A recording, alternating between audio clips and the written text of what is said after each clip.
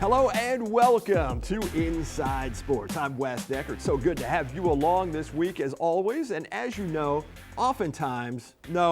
most times, I go off the sports reservation just a few steps here in the open.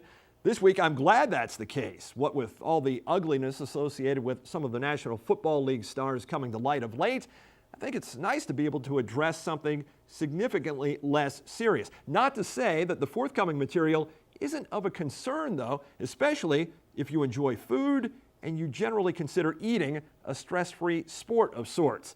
According to news reports in Fallston, Maryland, a man was allegedly stabbed in the arm by another man after he snuck a meatball from his lunch. The two were co-workers. Imagine trying to explain that to HR. In Rockland, Massachusetts, a homeowner was awakened by a loud noise in his kitchen that upon subsequent investigation turned out to be a man making himself corn on the cob. The homeowner didn't know the corn chef. He had apparently broken into the house. In Belleville, Illinois, the residents subscribed to the bigger is better theory there, particularly as it relates to the town's 200th anniversary. Last week, 50 of them successfully test grilled a 100-foot bratwurst in preparation for preparing a 200-footer this week to commemorate Belleville's bicentennial. The key to grilling the huge sausage? No erratic movements. And in Japan, Burger King is introducing an all-new black cheeseburger this Friday. And when they say all black, they mean all black. The coal-colored Kuro burger is available in both black pearl and black diamond cuts, flavored with black pepper and onion garlic sauce made from squid ink, topped with black cheese, whose coloring comes from bamboo charcoal, which is also responsible for making the bun it's served on black. And here, I was under the impression that orange was the new black. But I'm also the guy who will make the argument that the Cleveland Browns won on Sunday because Johnny Manziel took his first 2 NFL snaps. Maybe Johnny Football is destined to be my new Justin Bieber. Ahead on this week's show, the real meat and potatoes of what we're all about, and it's like a 4-course meal. The high school sports roundup from the week that was, including the delayed conclusion of the first round of the county soccer tournament, the unveiling of the newest Inside Sports, Tony's Pizzeria premier performer, Heroes of the Gridiron from Boonesboro, and Week 2's football is where we start right after this. Behind every great child, there is a great foundation. Premier Martial Arts will empower your child and give them a premier foundation to success. Our instructors have the passion to teach classes designed to build premier skills. Your child will develop greater self-control, confidence, and concentration. Premier Martial Arts will take your child up the path of greatness. Call Premier Martial Arts today.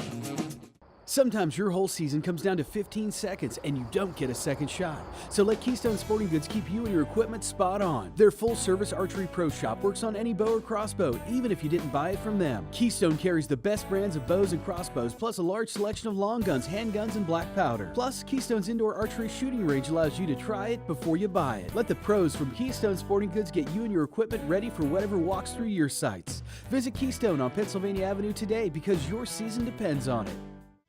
For over 25 years, Tony's Pizzeria has been serving authentic Italian cuisine. Open daily for lunch and dinner. Stop by today and enjoy one of their many house favorites, made fresh from scratch daily, in the newly expanded and remodeled dining area. Serving a full liquor bar, beer, and wine, Tony's 50-person banquet room is perfect for your next celebration. Dine in, take out, or delivery. Come see what's new at Tony's Pizzeria Restaurant and Grill, 10 East Salisbury Street in Williamsport. Welcome back to the show. After county schools split their games in Week 1 to finish with a 4-4 record, Week 2 played out less favorably for the good guys, but it wasn't for a lack of effort. 5 of the week's 8 games were decided by 11 points or fewer, and we start with the tightest of the lot. On the heels of a lockdown defensive performance that carried the Leopards to an opening night victory over Northern Garrett, Smithsburg knew that taking the next step would require injecting a little more offense into its game if it hoped to start 2-0 for the third time in the last 4 years. Smithsburg took its show on the road to Manchester Valley, and the D picked up right where it had left off a week ago, holding the Mustangs in check early. Meanwhile, the O's showed some signs of progress, but even with each of the Leopards' first 2 possessions starting promisingly, they both ended without producing points.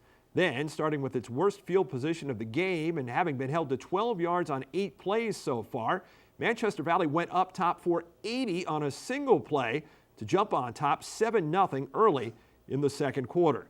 The teams proceeded to trade interceptions from there before Smithsburg drove all the way to the Mustangs' 9-yard line, yet for the third time in 3 tries, the Leopards would fail to convert a 4th down and consequently would come up short. However, good fortune finally struck for Smithsburg early in the third quarter when linebacker Devin Robinson pounced on a loose football at the Manchester Valley 22, setting up a 7-play drive that quarterback Dylan Curtis capped with a 7-yard run to tie the game at 7. Curtis followed up by intercepting a pass on the ensuing Manchester Valley possession, but he and the offense would go 3 and out. On the heels of a Mustangs punt, Smithsburg put together its best drive of the night, covering 53 yards in 13 plays, with Bryce Scott bowling in from the 1 to put the Leopards up 6. While the extra point never had a chance, Smithsburg led 13-7 with just 2 minutes remaining in the fourth quarter, and its trusty defense about to go back on the field. But their job suddenly became more difficult when Manchester Valley returned the kickoff 34 yards to the Smithsburg 46-yard line. The pivotal play would come on second down when the Leopards had the Mustangs stopped for a loss of 5, but the 12th penalty flag of the night for a late hit out of bounds gave Manchester Valley a fresh set of downs at the Smithsburg 30. 2 plays later, a Mustangs prayer was answered at the 7-yard line, and 2 plays after that, Manchester Valley tied the game with 38 seconds left before making the all-important point after to forge in front 14-13. Smithsburg had one more shot following a short kickoff, but it was the Mustangs defense that had the final say.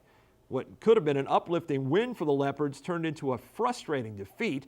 Despite running offensive plays on the Manchester side of the field on 7 of its 9 possessions, Smithsburg came away with just 13 points to show for its efforts. The defense held its own once again, yielding just 170 total yards and forcing 3 turnovers. The Leopards' penchant for committing penalties proved to be the difference between going to undefeated North Carroll this Friday, undefeated themselves, or going as they now stand at 1-1. Speaking of North Carroll, the Panthers improved to 2-0 thanks to their ability to victimize Williamsport with the big play. The Jack to Zach connection, Flowers to Sherman, clicked 4 times against the Wildcats on Friday for 294 yards and 4 touchdowns, none of which covered less than 63 yards. Jordan Stonebreaker's touchdown run early in the second quarter gave the Wildcats a 12-7 lead. They looked poised to take to halftime until Flowers found Sherman for a 70-yard TD with a mere 13 seconds left in the second quarter. By the time Williamsport scored again in the fourth quarter, Flowers and Sherman had put 14 more points on the board. The Wildcats scored last, but North Carroll scored most in handing Williamsport a 35-26 setback. Williamsport will try its luck on the road for the first time this season Friday night in a meeting of winless teams at Francis Scott Key. Last Friday night at School Stadium, 2 teams entered undefeated, but just one could walk out that way. Perhaps South Hagerstown had a little extra motivation given that Thomas Johnson was the last school to deal the Rebels a regular season setback. Even so, the visiting Patriots started fast, grabbing a 10-0 lead after the opening 12 minutes, but the end of the first quarter turned out to be the worst that could have happened to TJ and the best thing that could have happened to South. First, TJ Peer hooked up with junior wideout Marcel Jones for 59 yards and a touchdown that lit the fuse for the initial salvo in an explosive Rebel rebound, one that took a brief dousing when Peer threw this pick 6 that reestablished Thomas Johnson's 10-point advantage, though not for long. The powder keg that is junior Darian Robinson went off on South's ensuing possession as he left Patriot tacklers in his wake en route to a blazing 77-yard TD that pulled the Rebels within 16-12. South scored a safety to climb within 2 before Peer hit Jones for the second time in the quarter to put the Rebels in front for the first time. Then, trailing by a point in the third, the Robinson rocket blasted off again. It didn't splash down until he covered 62 yards, vaulting South back on top 27-22. But Thomas Johnson wouldn't fold. Tyler McGackey's 3rd touchdown pass of the night produced the game's 4th lead change as the Patriots went ahead 28-27. With 3.5 minutes showing on the clock, the Rebels had one final opportunity, and starting from their own 33, DeMaurier James got all 67 of the yards they needed in one fell swoop. However, A block in the back penalty wiped out the touchdown and moved the ball back to the TJ 44. 2 plays later, Robinson got the call and got 31 yards all the way to the 8-yard line. After Josiah Johnson picked up 6 more, Pierre carried it in for the final 2 yards and a 33-28 lead with 2:10 still remaining. TJ had one final chance, but never crossed midfield as South Hagerstown held on for a thrilling comeback victory to go to 2-0. It was an extremely impressive W for a young Rebels team that generated over 400 yards of total offense, 301 of which came on the ground. They'll get another test this Friday against 2-0 Poolesville, a team that's allowed just 6 points this season. While 3-0 is the objective for South this Friday, it was the goal for St. James last Friday. The Saints traveled to Berkeley Springs, attempting to match their win total for all of last year. A balanced offense was the ticket to getting it done for St. James. Tyler Raymond continued his torrid start to the season through the air. The freshman quarterback threw 2 more touchdown passes, including a 64-yarder to Riker Dutton that put St. James ahead to stay in the third quarter. And on the ground, Gavin Smoot ran for 116 yards and a score. Linebacker Sean Tolton aided the cause too, scooping up a fumble and returning it 60 yards as the Saints scored 34 points for the 3rd consecutive game. St. James will be seeking its first 4-0 start since 2010 when it hosts 2-1 St. John's Catholic Prep this Saturday afternoon. Hancock dropped its first road game since October 5th, 2012 last Friday. The Panthers definitely started well enough. Jesse Wolfer returned the opening kickoff 96 yards for a touchdown to put Hancock ahead right from the start. But a Mount Carmel team desperate for a win just kept hanging around. With Hancock clinging to a 28-27 lead in the game's final minute, the Panthers D forced Mount Carmel to settle for a field goal try. For the Cougars, though, that's an option they don't mind employing. Nick Schleicher, who had booted a 40-yarder in the first game of the year against St. James, nailed a 34-yarder this time that proved to be the game winner. Going back to last season, Hancock's last 2 losses now have been by a total of 3 points. The Panthers try to get back on track this Friday against 0-2 Carson Long Military Academy. It was Saturday Night Lights this past week in Clear Spring. For the 2nd straight week, Clear Spring certainly put enough points on the scoreboard to deserve a better fate, but once again, 26 weren't enough. The Blazers trimmed an 8-0 deficit to 1 on Henry Eby's touchdown toss to Brandon Blair. However, it took Brunswick all of 10 seconds to make it 15-7 on Eric Jones' 2nd kickoff return for a score this season. Joey McCoy, fresh off a 3 TD performance in week 1, notched his first of the night to make it 15-13 with 1:31 left in quarter number 1. Brunswick then rang up 22 unanswered points before McCoy revisited the end zone with 4:08 left in the third to make it 37-19. The county's leading rusher so far this season would add to his 187-yard total on the night, tacking on another score in the fourth quarter to cut the margin to 2 scores at 37-26. The defense would then give the offense another shot to get closer, but Brunswick's D would ultimately turn the tables moments later to put the Raps on a 2-0 start for the Railroaders. Clear Spring travels to West Virginia this Friday in search of its first win against a winless Petersburg team. North Hagerstown remains without a victory after Friday's loss at Urbana. The Hubs did put an end to a 105-point scoring streak by its first 2 opponents against them when Ron Carter ran for North's initial touchdown of the year in the fourth quarter. Following the 48-6 setback to Urbana, the Hubs now get the unenviable task of going to Frederick to face last year's 3A region champs and state runners-up, undefeated Linganore, on Friday. After a rough week 1 last Friday, couldn't have gone any smoother for Big Blue. Boonesboro's Warriors won their game convincingly, and to the victor goes the spoils. In this case, an appearance on the show to talk about it. When I come back, this week's Heroes of the Gridiron, Jeff Bennett, Donnie Drawbaugh, and Alex Wetzel join me right here on The Inside. Since 1963, you've been trusting the folks at Hagerstown Floors. It's still a family-owned and operated business featuring a variety of high-quality flooring choices for your home, like carpet, ceramic, hardwood, vinyl, and we offer floor sanding and refinishing for your existing hardwoods. And you'll find us stocked warehouse, full of flooring options for do-it-yourselfers, or take advantage of our in-house installers for expert installation. Hagerstown Floors on Virginia Avenue in Hagerstown, the trusted name in flooring since 1963. Cynthia Moeller Sullivan, awarded Coldwell Banker's Innovations Top 1% of Agents Worldwide Award, and also their #1 team in the state of Maryland Agents Award for 2013. Whether buying or selling, Cynthia and her team will use her proven success system to sell your current home or assist you in locating the home of your dreams. Call Cynthia today in her office, 301-745-1523, or her cell, 301-988-5115. Wanna be one, number one, it's gotta be fun. Wanna be one, number one, it's gotta be fun. Punch it, kick it, giving it all. Premier Martial Arts helps take it to the top, y'all. Jab, cross, hook, kick, you feel it when we stick it. Wanna be one, winner, yeah, I won. I'm Premier, number one. Wanna be number one, kids? Have your parents call.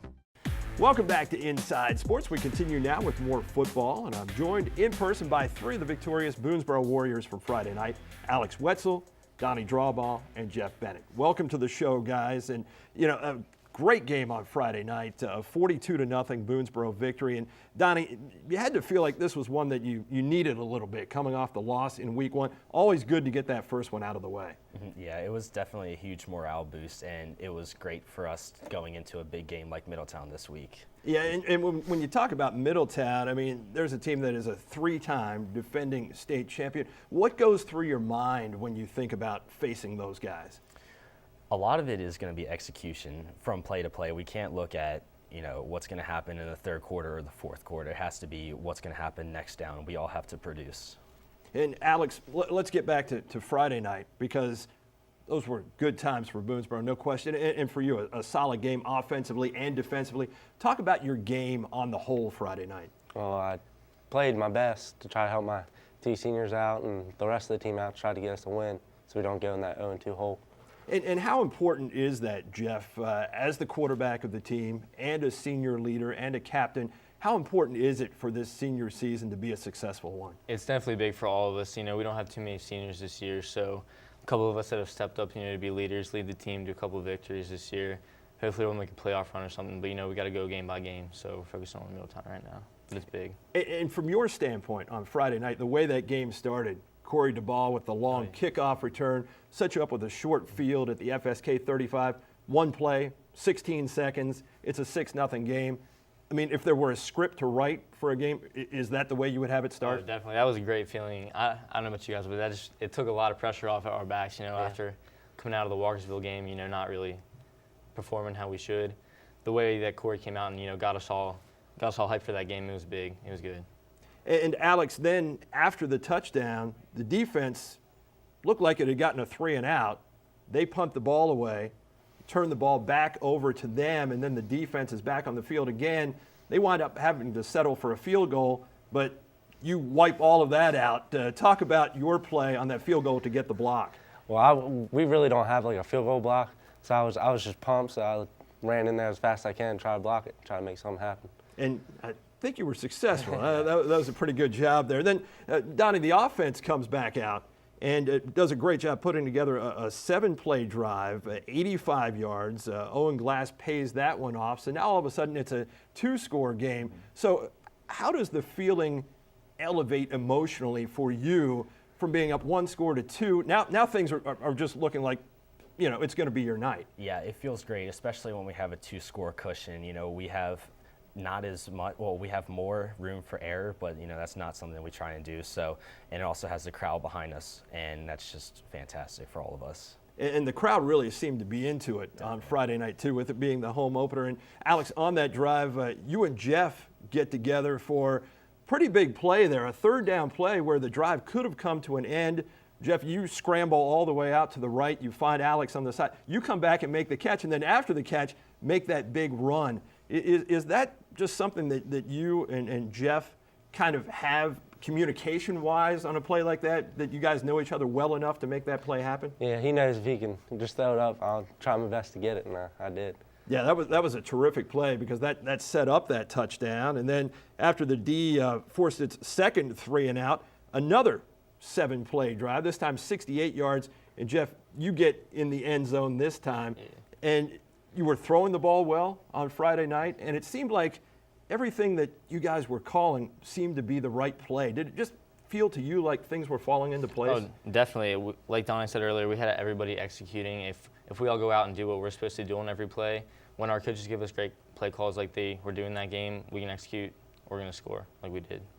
After that, then, FSK possesses the ball for 4 minutes and 39 seconds. It was a long drive. They ran 14 plays. On the 13th play of that drive, Alex, you get a big sack, which throws them back to the 10-yard line. All of a sudden, the offense has the ball back, and Jeff, you guys embark on a long, long drive. I think it was 13 plays and 90 yards all told. And tell me a little about that drive and taking over deep in your own end. Talk about that one a little bit. Well, it's a great feeling. I know, especially probably for our offensive coordinators, when our offense can get together and drive 80, 90 yards downfield and get a score, especially after coming out and not really producing much our first game. It really shows that we know what we're doing, even if we don't always perform our best. And more than anything, it's kind of like a bonding experience for our offense. You know, it helps us have each other's back for the rest of the season. And Donnie, as far as you're concerned, a guy who's on the line there, how much pride do you take in being able to sustain a drive like that? It's great. You know, it's huge for all of us. And going back to the stop on defense, that fed into like the big morale boost, and that just got us pumped up to get ready and go those 90 yards. But yeah, as far as the 90-yard drive for the linemen, we're all in it. And as soon as we get over to the sideline, we have to keep executing. That's like the word on the sideline. And let's talk about a junior for a second. We've got a junior in Alex Wetzel here, but there's a guy named Owen Glass who had a very interesting run in that game where he did a little bit of, it seemed like high stepping, 47-yard run. How big a part is he of this team, given the fact that I think 9 different players carried the ball on Friday night, but talk about how that plays into things in terms of your blocking schemes and things up front, kind of knowing who's carrying the ball behind, because you've got so many different guys who can get it in their hands. Right. He's a very big part, along with all of our other juniors and seniors and also sophomores, and it's great to have as much diversity in the backfield that we always do. Yeah, terrific contributions on Friday night all around.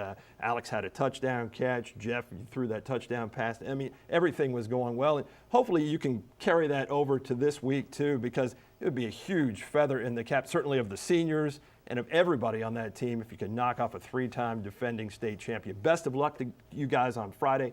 Thanks for being here this week. Appreciate it. Thank you for having us. I'll be back right after this. The county soccer tournament finally progressed past the first round. Talk about that and more in just a moment. For over 25 years, Tony's Pizzeria has been serving authentic Italian cuisine. Open daily for lunch and dinner. Stop by today and enjoy one of their many house favorites, made fresh from scratch daily, in the newly expanded and remodeled dining area. Serving a full liquor bar, beer, and wine, Tony's 50-person banquet room is perfect for your next celebration. Dine in, take out, or delivery. Come see what's new at Tony's Pizzeria Restaurant and Grill, 10 East Salisbury Street in Williamsport. Mace Auto Body has been the collision expert since 1986. Over the years, vehicles and technology have changed, but their commitment to their customers has always remained the same. Mace utilizes the latest technology in finishing products and now has gone green by using EPA-approved Spies Hecker paints. Mace Auto Body is also a direct repair facility for most insurance companies and offers a lifetime warranty on all their work. You choose who repairs your vehicle, so call Mace Auto Body, the collision experts. Mace Auto Body, a family-owned and operated business since 1986, Route 64 and Bickle Road in Smithsburg. Since 1963, you've been trusting the folks at Hagerstown Floors. It's still a family-owned and operated business featuring a variety of high-quality flooring choices for your home, like carpet, ceramic, hardwood, vinyl, and we offer floor sanding and refinishing for your existing hardwoods. And you'll find us stocked warehouse, full of flooring options for do-it-yourselfers, or take advantage of our in-house installers for expert installation. Hagerstown Floors on Virginia Avenue in Hagerstown, the trusted name in flooring since 1963. Welcome back to Inside Sports. Well, after Mother Nature flexed her muscles the previous Saturday and forced postponement of 3.5 of the originally scheduled 6 matches, the 16th Washington County Public Schools soccer tournament continued this past Saturday. It was like Groundhog Day for the North Hagerstown and Boonesboro girls, who started over from the start of a game that had only made it 5.5 minutes in the previous week. Neither side produced many quality scoring chances early. Boonesboro managed to get a look at the net in the 23rd minute, but Hubs keeper Logan Keith was up to the task. Moments later, it was North who was on the offensive, only to see the Warriors' Allie Humble keep things scoreless. Humble would be called on again about 4 minutes later, and again she rose to the occasion, denying Mary Kinman's blast. North kept attacking, though, and in the game's 21st minute, sophomore Erin Beyer deftly put the ball on the foot of freshman Allison Getz, who forced Humble's hand, and senior Logan Braun slid it under the Boonesboro netminder to put the Hubs ahead 1-0. North Hagerstown held that one-goal advantage until the 61st minute when they made it 2. A pair of Hub freshmen teamed up with Megan Smith, finishing what Alexis Pate started to increase the Hub lead. Boonesboro applied the pressure from there. 12 minutes later, Kelsey Wright took a shot at getting the Warriors on the board, and then in extra time, Leah Cadigan had a chance with her left foot, but Keith turned Boonesboro away both times, preserving a 2-0 opening round victory for a confident North squad who had posted a monumental W over defending state champion Middletown earlier in the week. The scene now shifts to Clear Spring this Saturday, with action commencing at 10 between Boonesboro and South Hagerstown, followed at noon by the first of the games that will send a school to the championship final, North and Smithsburg, and then Williamsport takes on Clear Spring at 2 for the other berth. The boys' opening round resumed last Saturday afternoon at Williamsport with Clear Spring and Smithsburg. The Blazers held a 2-1 lead as the second half got underway, and they picked up right where they left off thanks to a player who wasn't even available for the previous Saturday's first half. Making up for lost time, Brady Rohr headed in the loose ball off the Clear Spring free kick 5.5 minutes in to up the margin to 2. Then, less than 2 minutes later, he was at it again off the cross, and Clear Spring was in control by a score of 4-1. Smithsburg pulled back within 2 on Nate Redmond's penalty kick, but Rohr added one more as the Blazers polished off the Leopards 5-2. And for his explosive scoring exploits, 3 goals in 40 minutes, Clear Spring's Brady Rohr is this week's Tony's Pizzeria Premier Performer. Congratulations to the Blazer Jr., who now has a large pizza from Tony's and a berth in the county tourney's semifinal round in his near future. As for the other players and teams with designs on playing for the county tournament title, there were 19 Hubs and 17 Warriors going head-to-head and foot-to-foot in the middle game. Boonesboro's Connor Prunty staked his teammates to a 1-0 lead in the game's 9th minute. The Warriors' quality scoring chances kept coming as Prunty later found the post. Caden Hawkins' shot seemed to have eyes, but this one lacked the legs to get into the net, and Devin Schofield got nothing but glove from the Hubs' Zach Toth. Toth made 12 saves following Prunty's early marker to keep North in it, but as Michael Brady learned, Jarrett Rickards just couldn't be beaten on this day as Boonesboro made that one goal stand up in a more dominant victory than the score would indicate. In the nightcap, South Hagerstown, playing as the home team on Williamsport's field against the Wildcats, dug themselves a hole early. Jaden Johnson opened the scoring as Williamsport got the game's first goal. Devin Peterson extended it to 2 with a nifty little back heel tally, giving the Wildcats a 2-0 lead they held until the 52nd minute. That's when John Michael Carbaugh coaxed this one just over the goal line before Logan Nally could get to it to bring the Rebels within 1. Both teams had opportunities in the final 29.5 minutes, with Peterson being denied his second and South ratcheting up the pressure but not able to net the equalizer. By the time the fog rolled in, the reigning county champs were celebrating a hard-fought 2-1 win. The Wildcats' next step on the road to defending will come on the field at School Stadium against Boonesboro this Saturday at 6. The other contest for the right to move on to the title game is a rematch of the opening round between Clear Spring and Smithsburg at 8. North and South Hagerstown go toe-to-toe in the first boys game of the day at 4. Full coverage coming your way next week, along with results of the district golf tournament, the Frank Kaiser Invitational Cross Country Meet, week 3 of the football schedule, and much more. That's it for now. Thanks for watching, and I'll see you in 7 days on The Inside.